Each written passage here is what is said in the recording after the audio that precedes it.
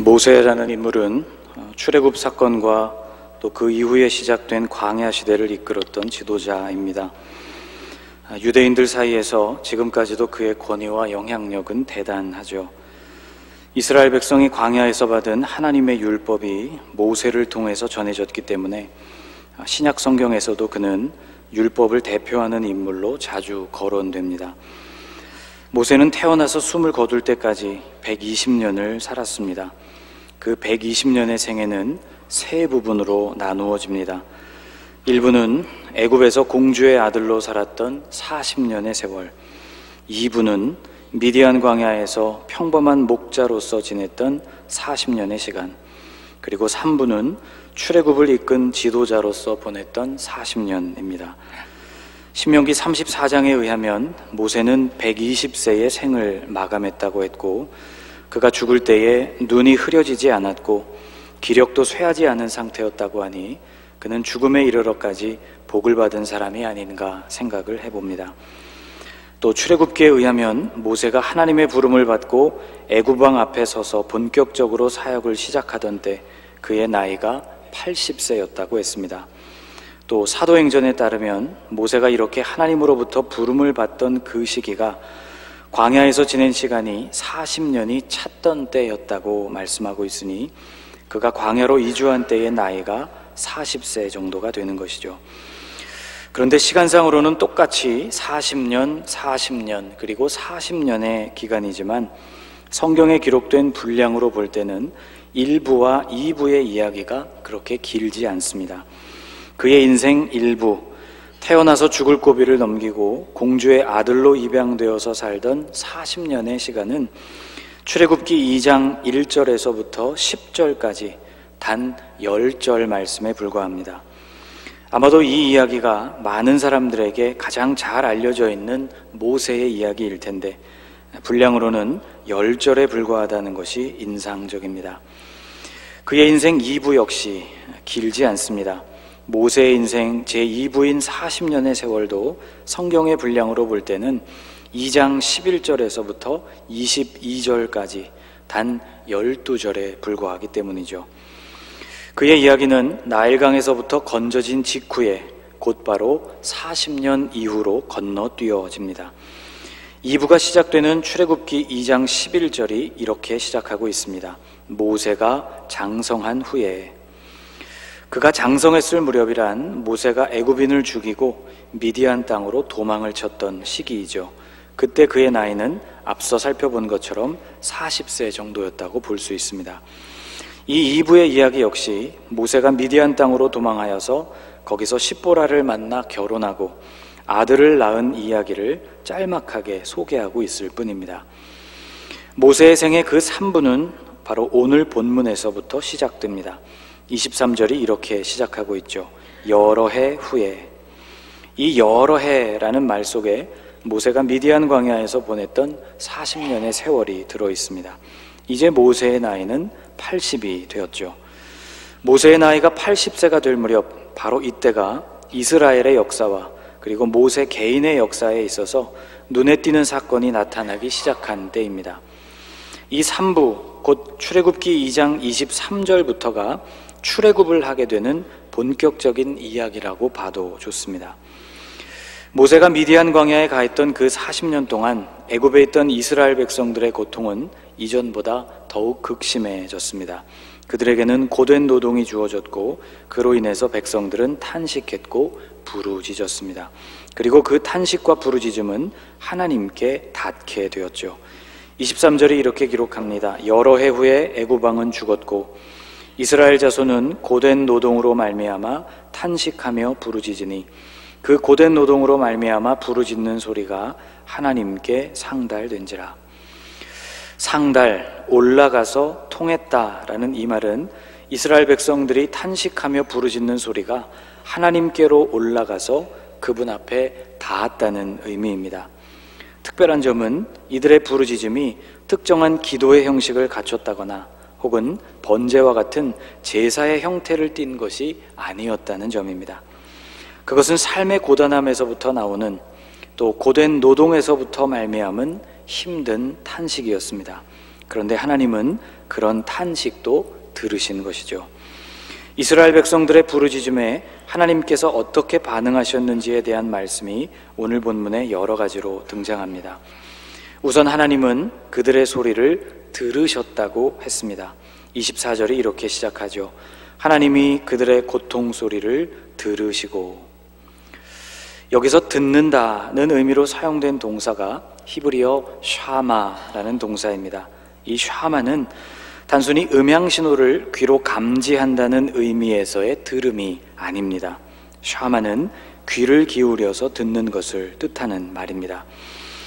오늘 본문의 모세가 120세 정도가 되었을 때, 그가 죽기 직전, 또 이스라엘 백성들이 요단강을 건너기 직전, 약속의 땅으로 들어가기 직전에 그 백성들에게 유언과 같이 간절한 마음으로 하나님을 사랑할 것을 당부했습니다. 신명기 6장 4절이 그때를 이렇게 기록하고 있죠. 이스라엘아 들으라. 우리 하나님 여호와는 오직 유일한 여호와시니 너는 마음을 다하고 뜻을 다하고 힘을 다하여 내 하나님 여호와를 사랑하라.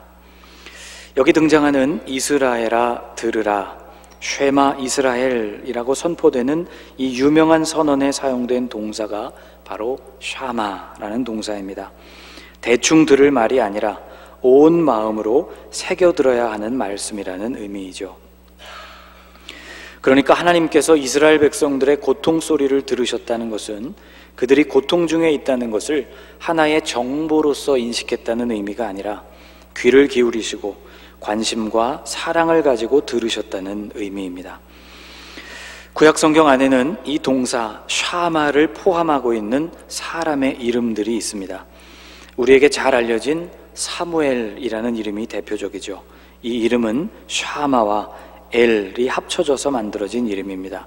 엘, 하나님께서, 샤마, 들으셨다는 의미이죠.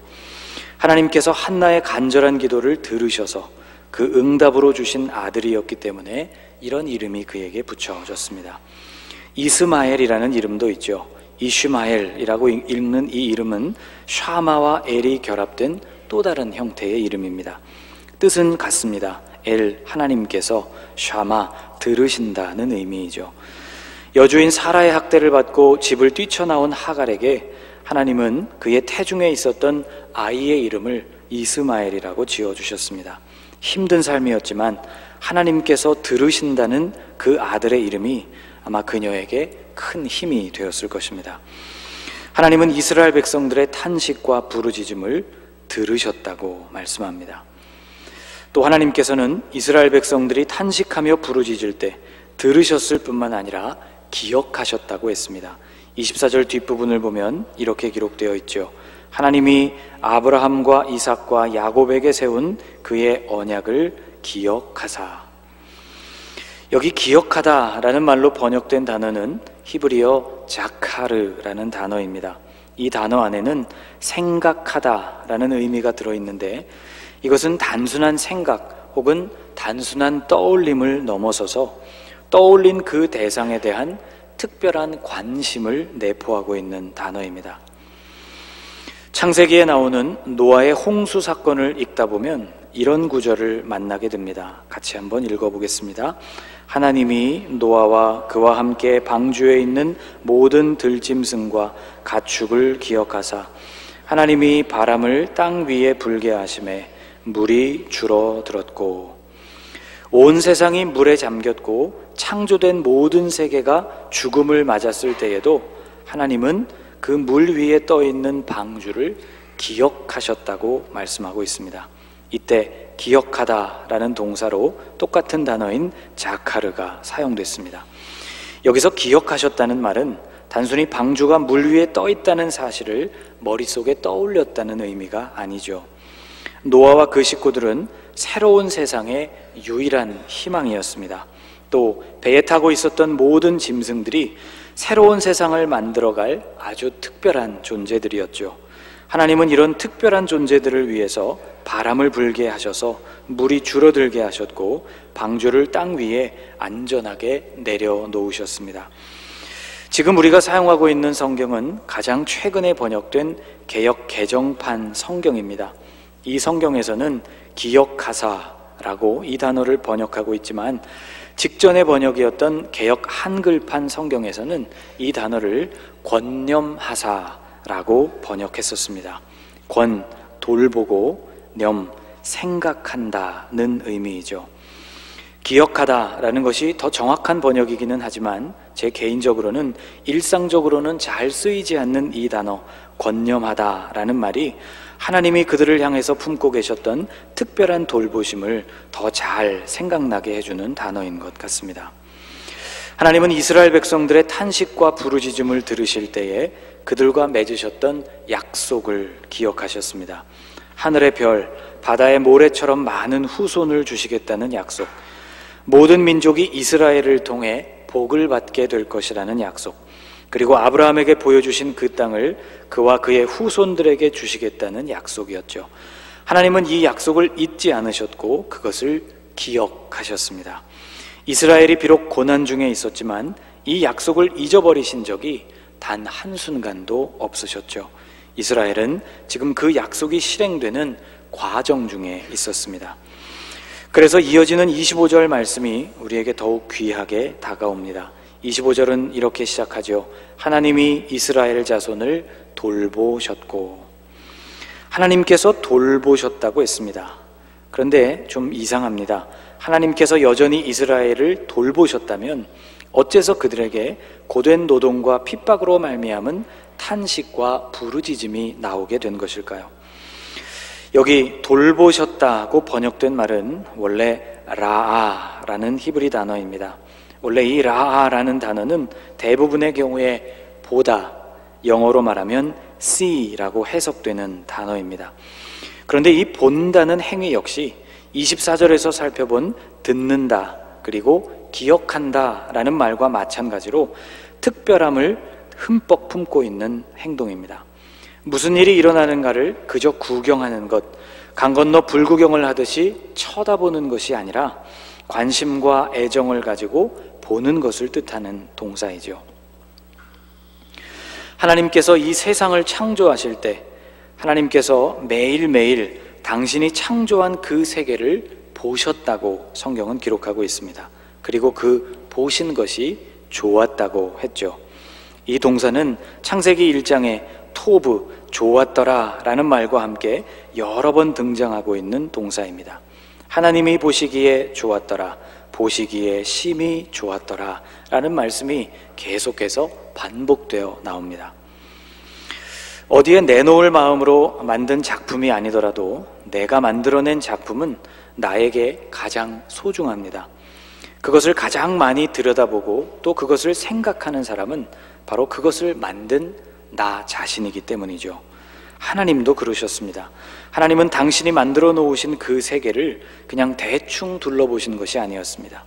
첫째 날 세계를 만드시고 이러이러한 것들이 창조되었구나 라고 둘러보신 것이 아니라 애정과 사랑을 듬뿍 담아서 당신이 만드신 그 세계를 자세히 들여다보신 것이죠.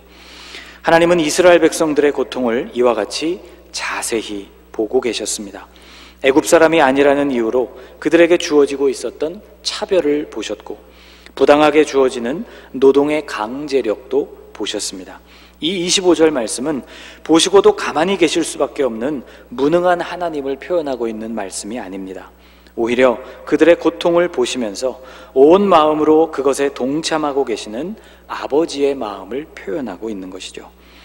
모세를 부르시기까지 이스라엘 백성들 속에 어떤 변화도 일어나지 않은 이유는 아브라함과의 약속 그리고 하나님의 구원 계획 속에서 아직은 때가 아니었기 때문입니다. 그러나 이스라엘 백성들이 원하고 바라던 때에 하나님이 역사해 주시지는 않았지만 하나님은 가장 정확하고 효과적인 타이밍을 알고 계셨습니다.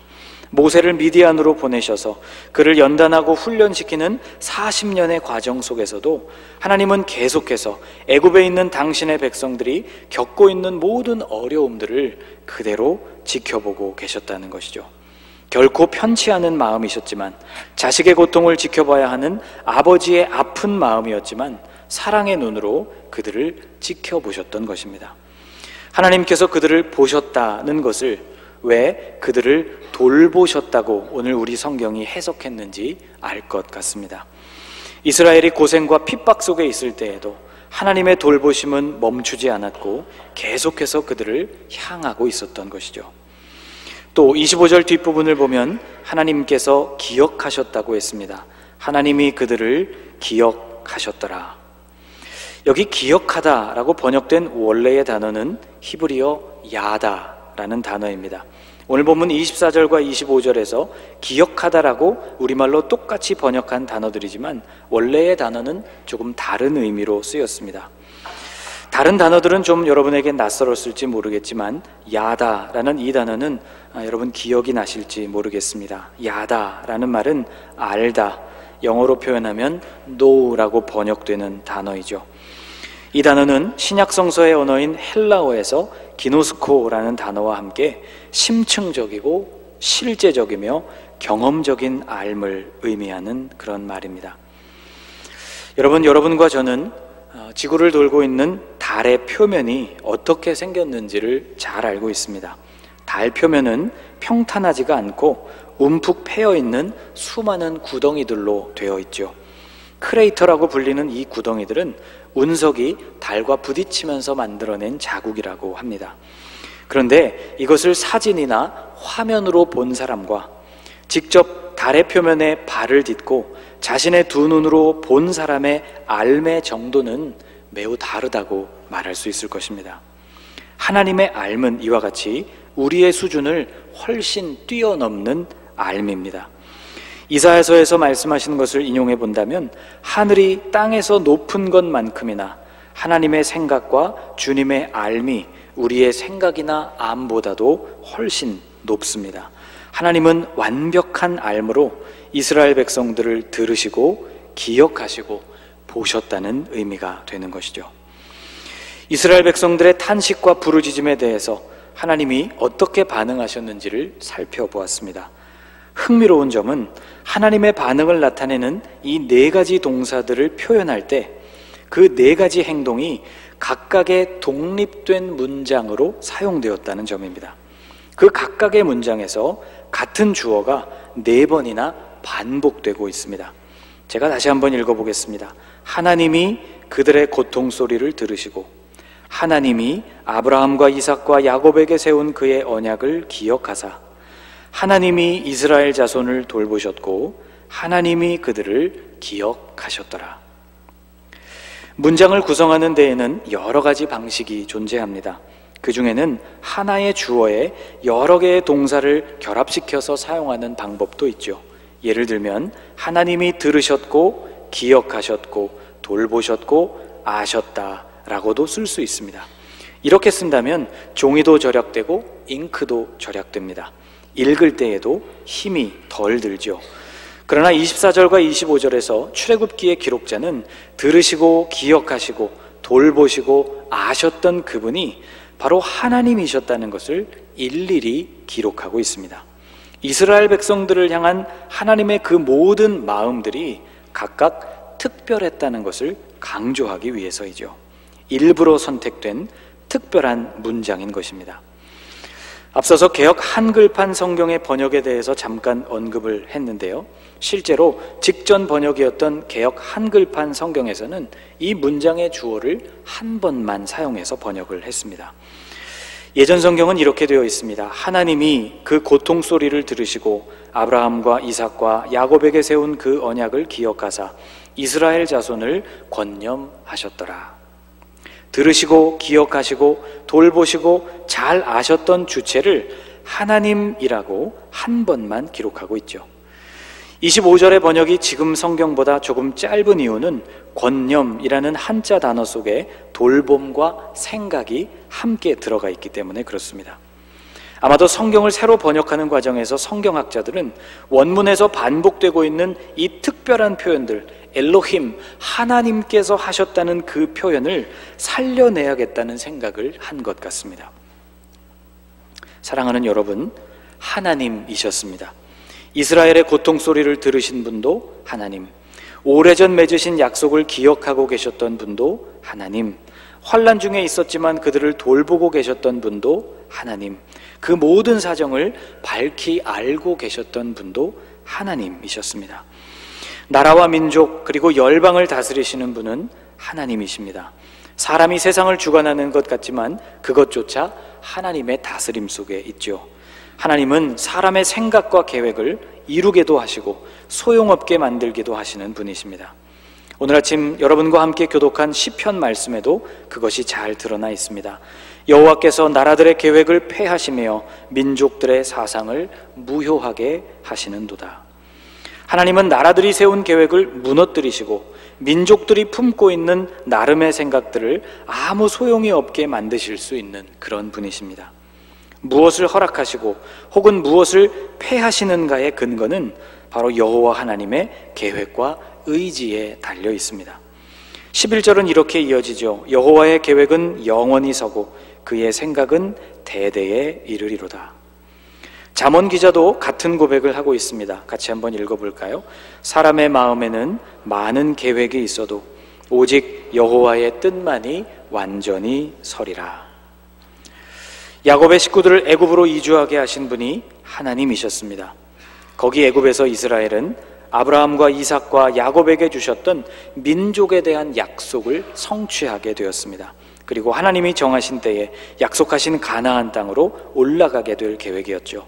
그리고 그 땅에서 다윗의 후손으로 그리스도가 오시고 그분을 통해 인류의 구원 역사가 완성될 예정이었습니다.